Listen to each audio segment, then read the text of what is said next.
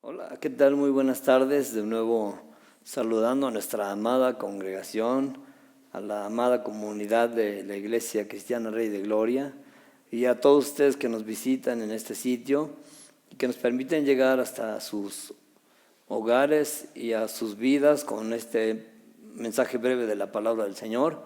Hoy vamos a hablar del gozo en medio de la aflicción.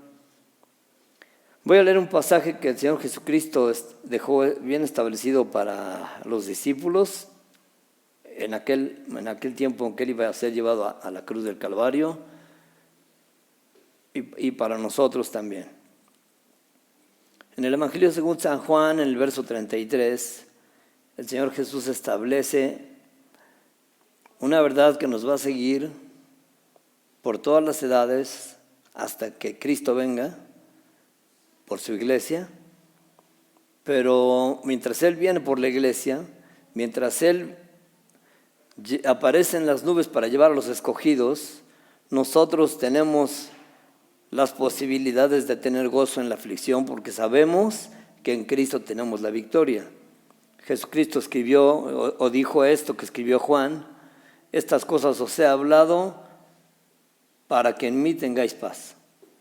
Es decir, lo primero que Jesucristo establece antes de partir y antes de ir a la cruz del Calvario es dejar la seguridad en el corazón de los discípulos y dejar esa seguridad permanente en el corazón de toda la iglesia viva, militante, que está en este tiempo, los que nos ha tocado vivir este tiempo y los que seguirán después de nosotros, si es que Cristo no ha venido a arrebatar a la iglesia.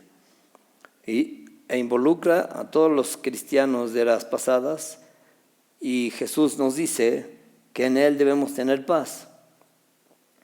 Porque cuando Él se estaba despidiendo ya de los discípulos, dejó una palabra muy, muy interesante y les dice a los discípulos: os he dicho estas cosas estando con vosotros, mas el Consolador, el Espíritu Santo, a quien el Padre enviará en mi nombre, Él os enseñará todas las cosas y os recordará todo lo que os he dicho. Pero ese recordatorio del Espíritu Santo tiene que ver con algo, una herencia eterna que Cristo nos deja aquí desde la tierra, y dice: la paz os dejo, mi paz os doy. Yo no os la doy como el mundo la da. No se turbe vuestro corazón, ni tenga miedo. Habéis oído que yo he dicho: voy y vengo a vosotros. Si me amarais, os habría regocijado porque he dicho que voy al Padre, porque el Padre mayor es que yo.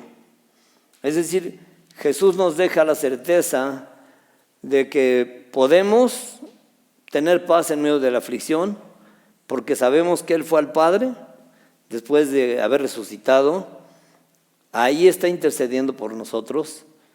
Es nuestro abogado delante del Padre para que lleguemos ante la presencia de Dios y nos acerquemos confiadamente al trono de la gracia por medio de nuestro Señor Jesucristo, que es nuestro Salvador, nuestro Redentor y nuestro Señor.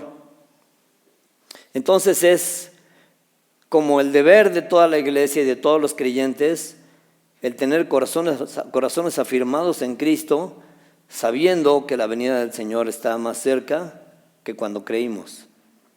Pero en este proceso debemos tener paz, porque es algo que Jesús estableció y es algo que Jesús dejó para la iglesia primitiva de aquel entonces y para la iglesia militante de todos los tiempos, incluyéndonos a nosotros, con todos los santos amados de todas las edades y de todas las épocas. Y un día estaremos con el Señor, nos va a arrebatar y estaremos con Él en las nubes, en un abrir y cerrar de ojos, dice la palabra. Pero mientras eso sucede, estamos aquí para tener paz en medio de la aflicción.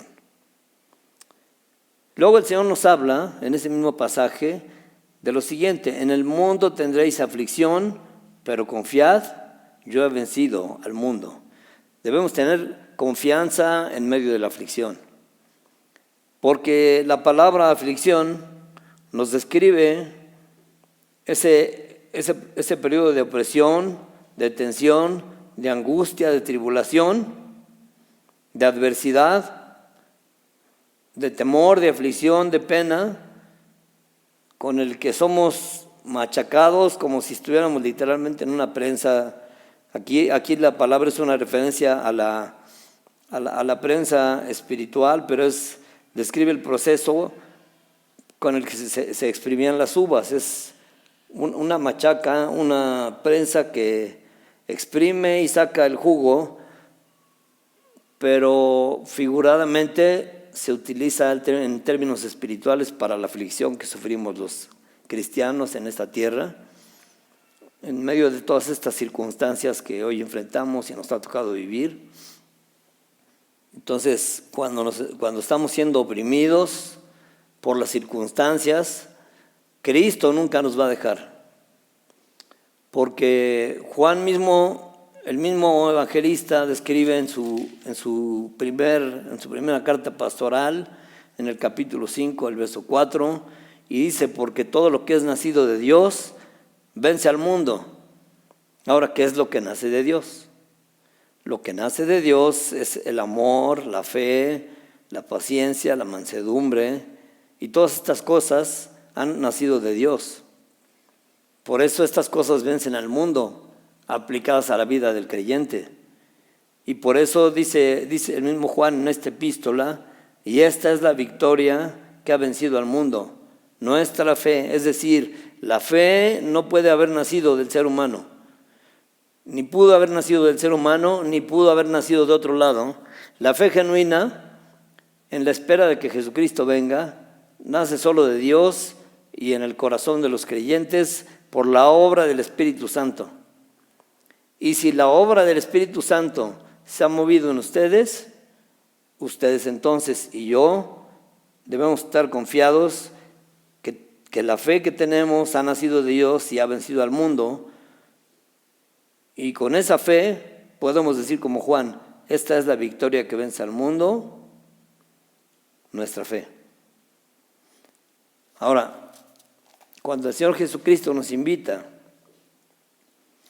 a tener confianza en medio de la aflicción, gozo en la aflicción, es ese gozo en el que estamos sumergidos, inmersos, es ese gozo que el Señor les encomendó a los discípulos un capítulo antes, y el Señor les dijo: como el Padre me ha amado, así también yo os he amado, permaneced en mi amor.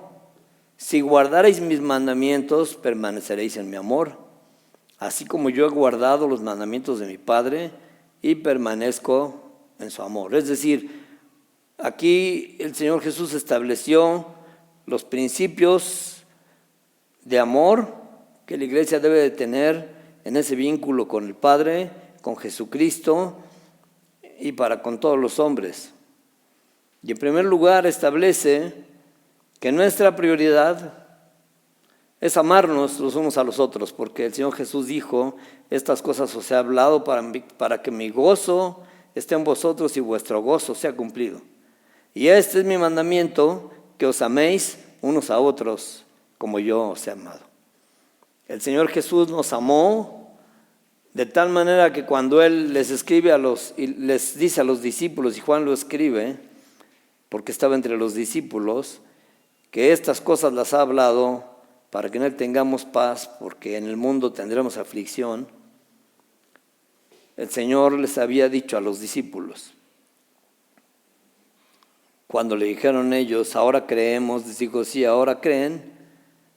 En el verso 31 del capítulo 16 les dijo, Jesús les respondió: ahora creéis.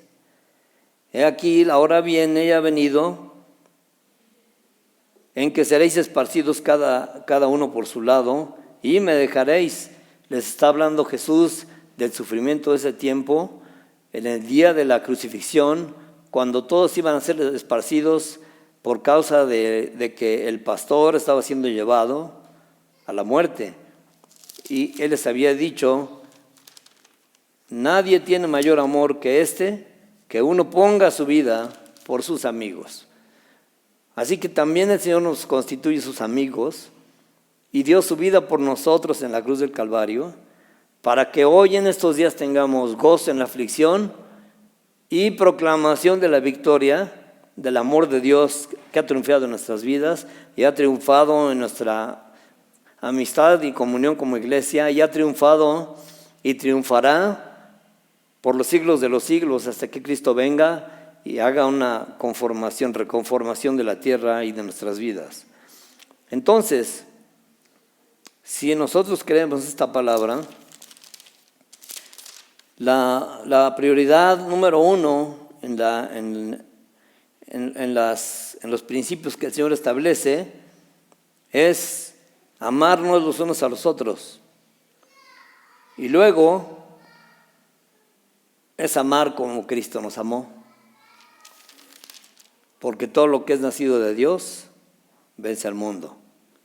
Así que yo los invito en esta tarde a que pasemos estos días de aflicción con gozo en el Señor, porque debemos estar confiados en que Él hará las cosas por nosotros, en que Él nos guardará, nos guarda y nos guardará en el día del mal, de que Él nos tiene guardados en su mano y nos está separando y nos está limpiando, como cuando se limpia la era y cuando se limpia el trigo y se le quita toda la cizaña, para que Él venga por una iglesia limpia, fiel y pura. Gracias, mis queridos amigos y hermanos, que el Señor los bendiga.